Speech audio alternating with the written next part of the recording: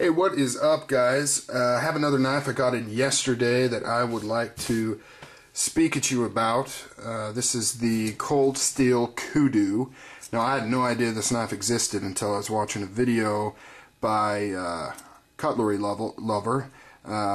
He received a couple as gifts from viewers for Christmas, so I thought it was an interesting looking knife, so I decided to look it up. I'll tell you a little bit about the history of this knife without going into too much detail. From what I understand, I didn't spend a lot of time looking into it, but I guess this is based off of a South African knife, which in and of itself is based off of another very popular utility knife. I forget what it's called. But any reason, for some strange reason, I just said reason twice in a row, that's why I paused, because it sounded retarded. But I did it anyways, and then I felt it necessary to talk about it, to try and validate me doing it, but I don't think it helped. But anyways, back to the knife. Cold Steel felt it necessary to do their version because they figured they could do a better quality knife of that style at a cheaper cost, which is awesome. You know, I always applaud that, but why they did that with a weird South African knife that was being sold for more than it's worth, I don't know. But what's cool about this knife, other than the price, which I will get to shortly, because that's definitely the best part. Well, real quick, let me talk about some specs. Blade is about 4 1/4 inches, 10 inches overall opened, very lightweight at about 2.5 ounces. The steel, the blade steel, is a Krupp 4116. I don't know anything about that. Sounds pretty sweet though. The handles are a 43% Zytel composite. And oh yeah, and I wanted to say, for those of you that have the notion that plastic is plastic and that polymer and Zytel and all that shit is just, you know, a fancy way of saying plastic. The way to look at it is the way you look at blade steel. You could easily say, well, steel is steel, you know, whatever, 440A, 440B, S30V, it's all steel. It all looks the same to the naked eye. You can't see the carbides inside that make up the different properties.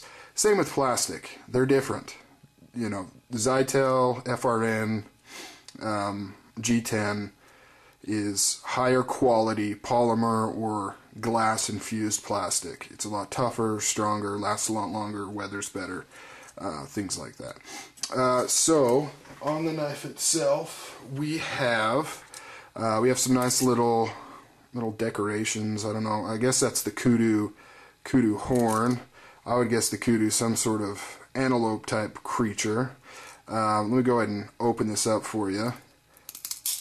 You've noticed probably that telltale little poppy noise when you open it up.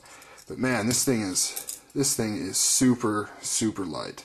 It's got kind of a, I don't know if you'd call that mirror. It's pretty damn close to a mirror finish. I'd say a little shinier than satin. You can see my ugly ass face in there.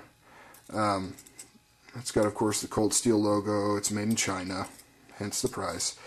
And it's got this funky key ring, and this is actually how you unlock it. So how this works is this piece right here is basically a big spring, and instead of having a fancy internal mechanism where you press a button right here to lift up this part, you actually pull on this tab, and that will allow this piece to move. So I'll show you how you open it. You just kind of go like that, and it has little notches, which you can see right there, and that's just to prevent you from closing it too quickly and slicing your fingers. It is a very sharp blade right out of the box. From what I've heard, it holds its edge rather well. You know, it's pretty good blade. I would call this an excellent fishing bag knife, a good knife just to throw in your truck, you know, stuff like that. I mean, this would just be a good, cheap, utilitarian type knife with a sweet kind of different locking mechanism.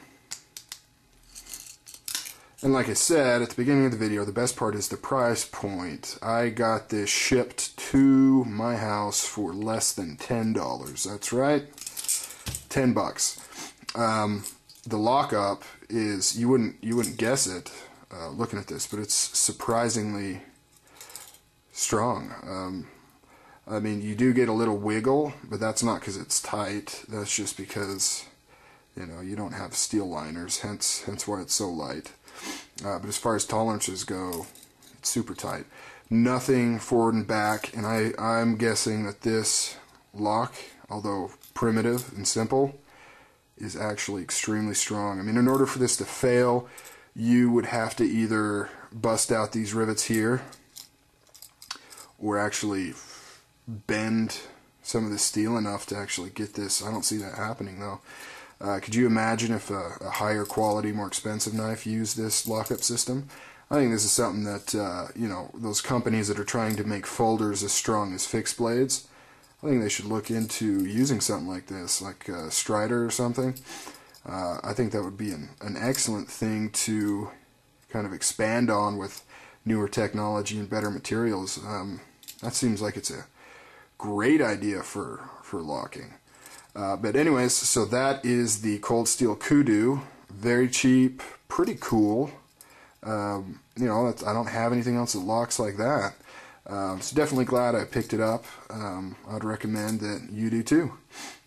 Catch you guys on the next vid.